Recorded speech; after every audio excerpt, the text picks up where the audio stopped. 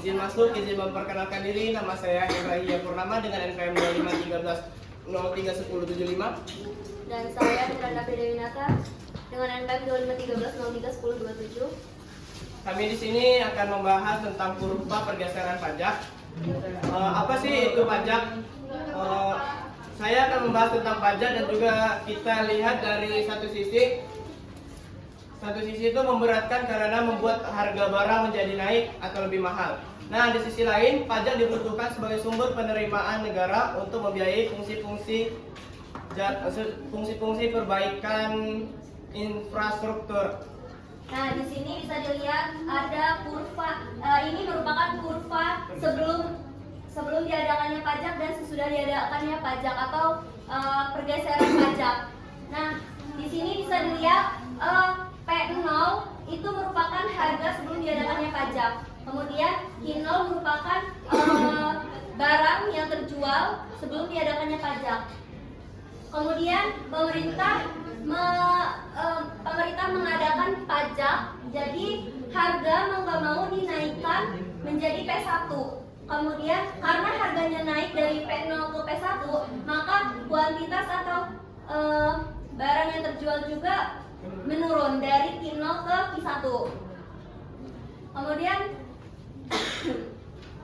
yang di dalam kotak ini merupakan A dan B, itu merupakan beban pajak yang ditanggung oleh konsumen. Sedangkan F dan C itu merupakan beban pajak yang ditanggung oleh produsen. Kemudian A dan F merupakan hasil pajak yang diterima oleh pemerintah. Kemudian kurva garis keseimbangan S0 ini merupakan garis keseimbangan sebelum diadakannya pajak dari P0 dan Q0 ya. Kemudian ya karena diadakannya pajak jadi kurva bergeser ke atas, garis keseimbangan bergeser ke atas dari S0 ke S1. Itu karena terjadinya kenaikan harga dari P0 ke P1 dan penurunan penjualan barang dari Q0 ke Q1. Ya, nah yang P2 ini merupakan hasil yang diterima oleh produsen. Jadi mereka kan mendapatkan penghasilan dari penjualan barang. Awalnya itu misalnya dia 20 juta gitu, dan mereka harus membayar pajak 5 juta misalnya. Jadi yang mereka dapatkan hasilnya itu kan 15 juta aja kan, karena yang 5 jutanya sudah dibayarkan ke pemerintah. Jadi P2 ini merupakan hasil penerimaan bersihnya gitu. Jadi mereka hanya menerima 15 juta saja gitu. Di sini saya akan memberikan contoh sebagai pajak kendaraan bermotor. Nah, di sini di P0 ini anggap saja harga motor itu sekarang motor Beat itu 20 juta. Nah, ini nih 20 juta di sini. Nah, untuk kuantitinya sendiri itu anggap saja per bulannya laku 1000 unit gitu.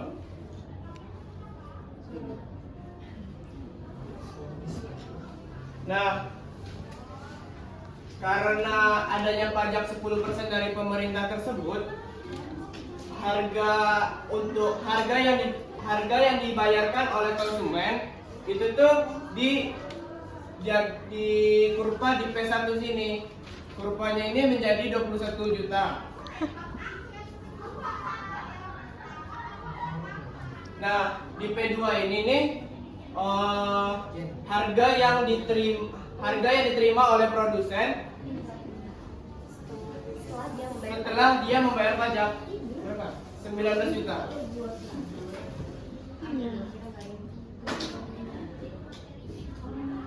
Nah,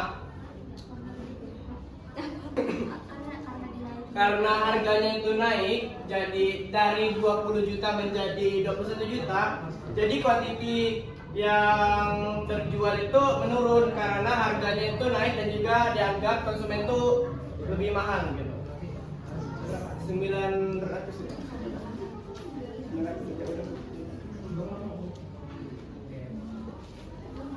900 lagi.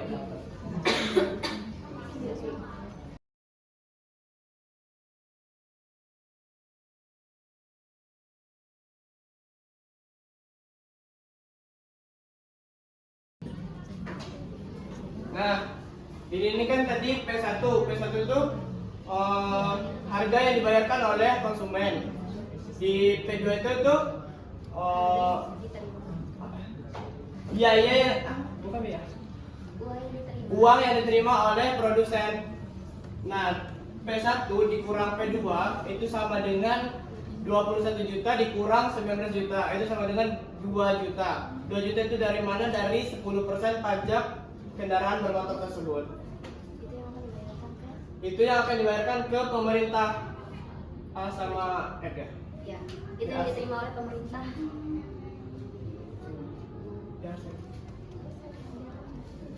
2 juta ini yang akan diterima oleh pemerintah. Terus 2 juta ini juga yang dibayarkan oleh produsen ke pemerintah. Baiklah, itulah penjelasan dari kelompok kami. Apakah dari teman-teman ada yang ditanyakan?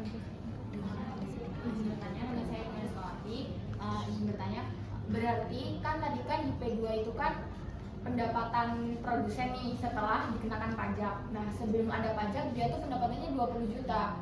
Berarti setelah ada pajak ini dia nih makin rugi.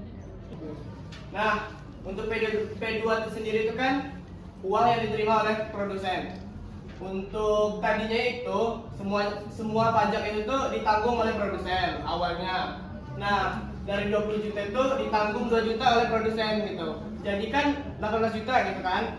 Nah, karena tidak membebankan salah satu dari kedua tersebut, dari konsumen maupun dari produsen, pajak tersebut itu dibagi dua gitu. Produsen menanggung, konsumen juga menanggung. Jadi sama-sama menanggung pajak tersebut, tidak cuman salah satu dari kedua tersebut.